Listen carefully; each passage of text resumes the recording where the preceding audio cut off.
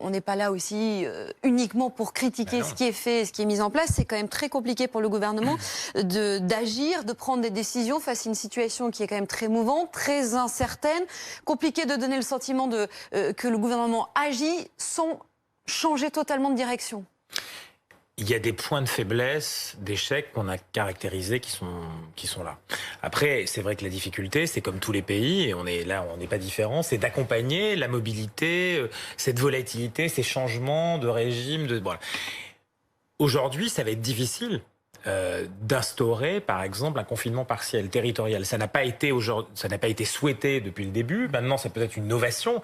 Encore une fois, on demandait de l'agilité, on demandait de la créativité. Plutôt que d'imposer quelque chose qui, verticalement, nous plonge tous dans le Moyen-Âge du confinement, qui, encore une fois, aura des conséquences, on l'a dit, économiques, aura des conséquences psychologiques de plus en plus, et peut-être des conséquences politiques dans certains cas, il faut absolument trouver les moyens d'être plus agiles, au sens, vous voyez, de la réaction politique, sanitaire. C'est-à-dire que ça, c'est nécessaire. Maintenant, pourquoi Marseille, ils ont trouvé? Parce qu'encore une fois, à Marseille, on travaille sur les variants.